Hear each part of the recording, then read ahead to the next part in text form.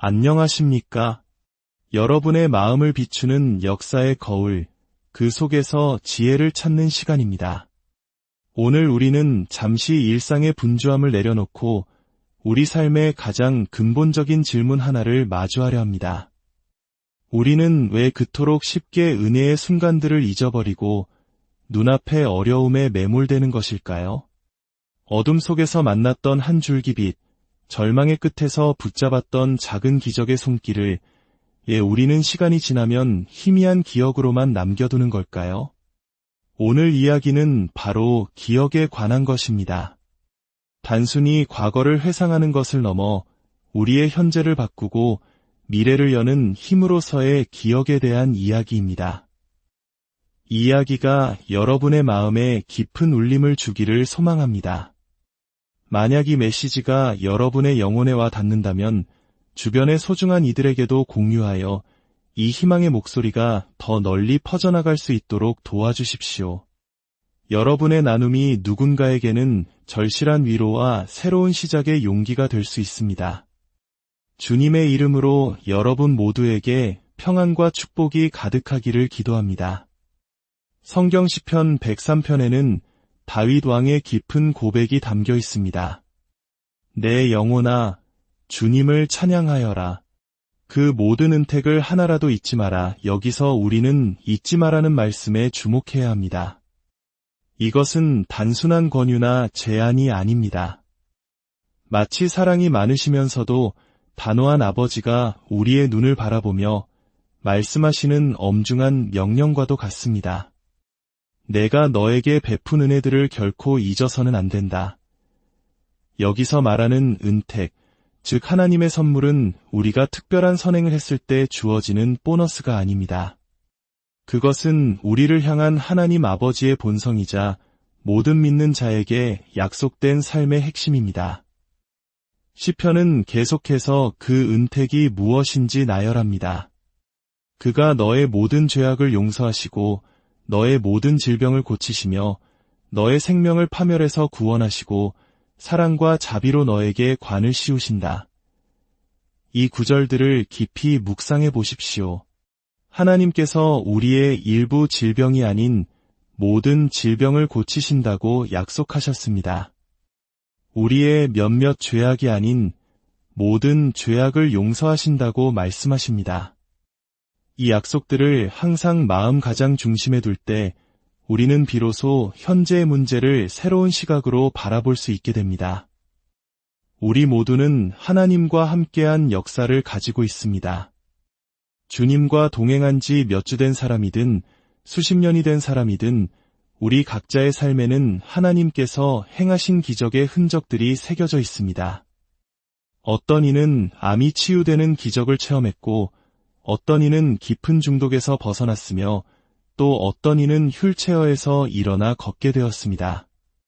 깨어진 관계가 회복되고 불가능해 보였던 재정적 문제가 해결되는 등 우리의 삶 곳곳에는 하나님의 살아계심을 증거하는 순간들이 마치 길가의 이정표처럼 서 있습니다. 시편 119편 111절은 이렇게 말합니다. 주님의 증거는 영원히 나의 유산입니다. 이는 다른 사람에게 일어난 기적의 이야기 또한 나의 것이라는 의미입니다.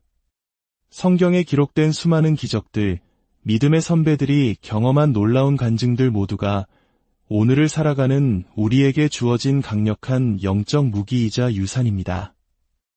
이 모든 기억들은 현실을 바라보는 우리의 관점을 형성하고 미래에 대한 담대한 희망을 품게 하는 원동력이 되어야 합니다. 하지만 문제는 우리에게 다른 종류의 기억 또한 존재한다는 것입니다.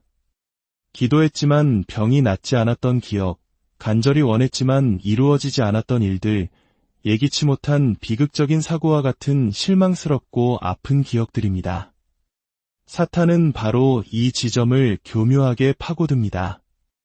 우리의 아픈 기억들을 끊임없이 눈앞에 행진시키며 하나님께서 과거에 행하셨던 놀라운 일들의 가치를 떨어뜨리고 의심하게 만듭니다. 마치 어깨가 탈골된 것처럼 우리는 여전히 살아있지만 본래 창조된 목적과 기능을 온전히 수행하지 못하는 무기력한 상태에 빠지게 됩니다.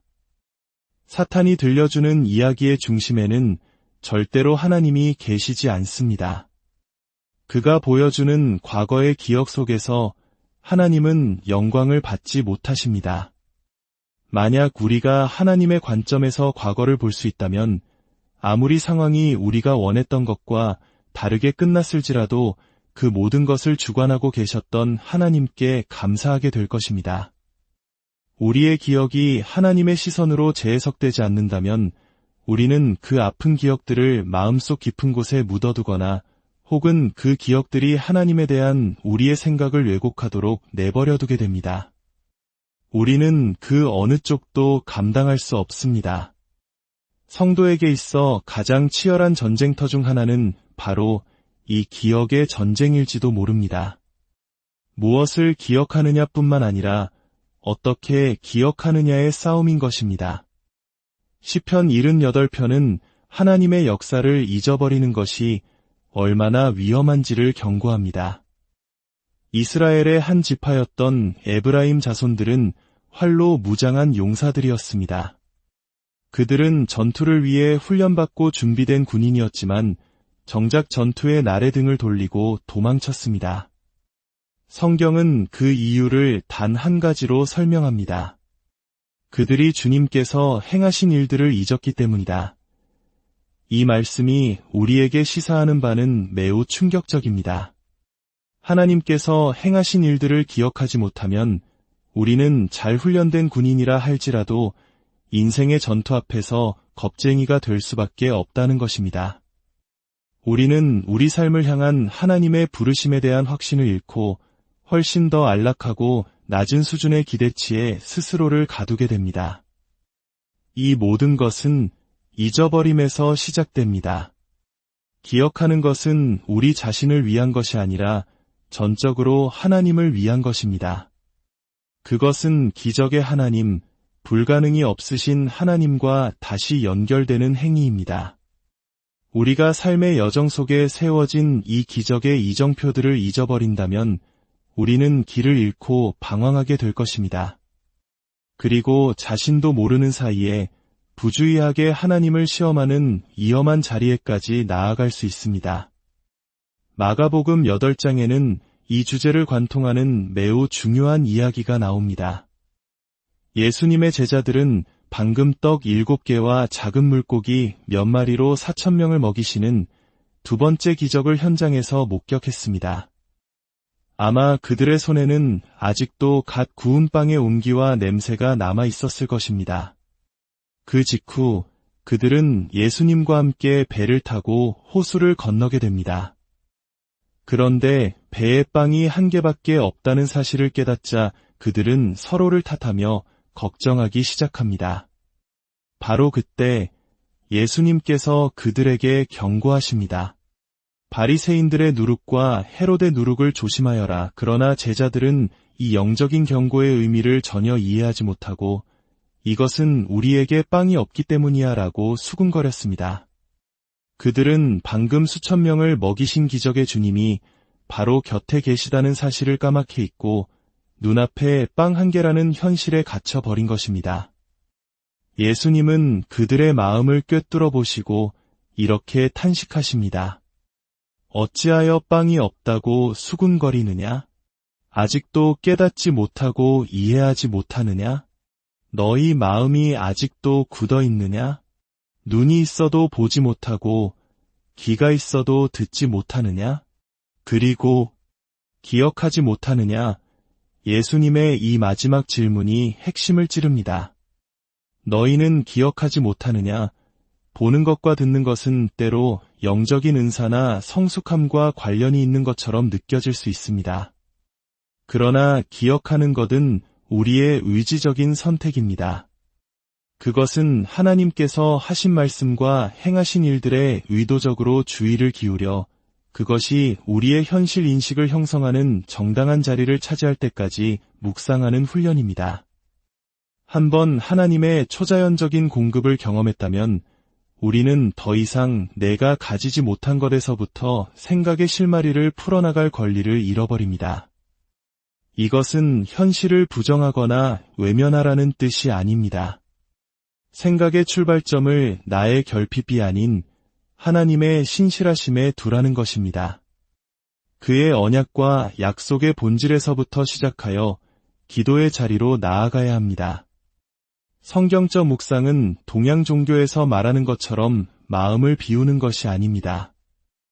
텅 빈 마음은 수많은 다른 것들이 들어와 자리 잡기를 기다리는 집과 같기 때문입니다.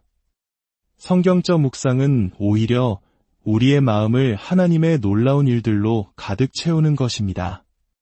과거에 하나님께서 행하신 기적을 떠올려 보십시오. 그리고 그 순간을 깊이 묵상해 보십시오. 단순히 그 사건을 분석하고 이해하려는 것이 아닙니다. 그 기적을 처음 마주했을 때의 경외감과 놀라움을 회복하기 위해 묵상하는 것입니다. 어떻게 이런 일이 가능했을까?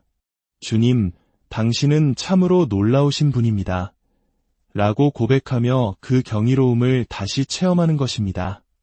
그렇게 할 때 과거의 기적은 박제된 기억이 아니라 오늘 나의 문제를 바라보는 살아있는 렌즈가 됩니다. 시편 103편의 약속을 다시 한번 선포해 봅시다. 그가 너의 모든 질병을 고치시며, 이 약속은 우리가 어떤 질병 앞에서든 혹시 낫지 않으면 어떡하지? 라는 생각으로 기도하는 것을 멈추게 합니다. 아닙니다. 우리는 하나님은 모든 질병을 고치시는 분이다라는 진리에서부터 시작해야 합니다. 그렇지 않다면 우리는 하나님의 은택을 잊어버린 것입니다. 나이가 들어감에 따라 쇠약해지는 것을 당연하게 받아들이는 것이 아니라 독수리처럼 너의 젊음을 새롭게 하신다는 약속을 붙들어야 합니다. 우리를 괴롭고 수치스럽게 하는 상황 속에서 절망하는 대신 사랑과 자비로 너에게 관을 씌우신다는 말씀을 기억해야 합니다. 이것을 잊어버리는 순간 우리는 열등한 이해와 왜곡된 언약 속에서 살아가게 됩니다. 우리는 잘못된 일들, 실패한 경험들이 우리의 비전과 소망을 형성하도록 내버려두게 됩니다.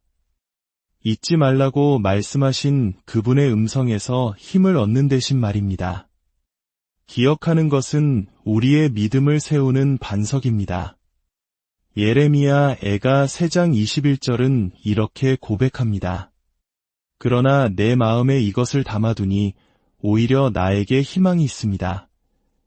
의도적으로 훈련을 통해 하나님의 선하심을 마음에 떠올리고 묵상하는 것, 바로 그것이 절망 속에서 희망을 발견하는 비결입니다. 하나님께서 행하신 기적과 간증에는 유통기한이 없습니다.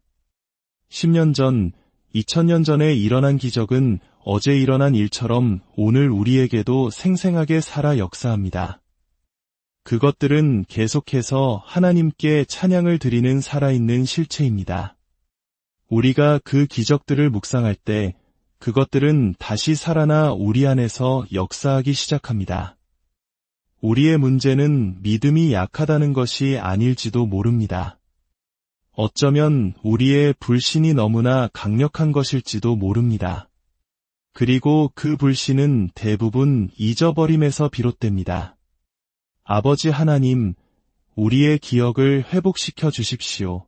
좋았던 일, 나빴던 일, 취했던 일, 우리 과거의 모든 조각들을 당신의 눈으로, 당신의 관점으로 다시 볼 수 있는 능력을 주시옵소서. 그리하여 과거의 어떤 것도 우리를 두렵게 하거나 불안하게 만들지 못하게 하시고, 오히려 모든 경험을 딛고 영광에서 영광으로 나아가는 발판이 되게 하여 주시옵소서. 모든 질병을 고치시고 모든 죄를 용서하시며 우리의 젊음을 새롭게 하시고 사랑과 자비로 관 씌우시는 분이 바로 우리 하나님이심을 고백합니다. 주님, 우리가 다시는 당신의 은택을 잊지 않도록 도와주시옵소서. 이 말씀을 듣는 모든 분들의 삶 가운데 과거의 은혜를 기억함으로 오늘을 이기는 힘을 얻고 미래를 향한 담대한 소망을 품게 되는 놀라운 역사가 있기를 예수 그리스도의 이름으로 축복합니다.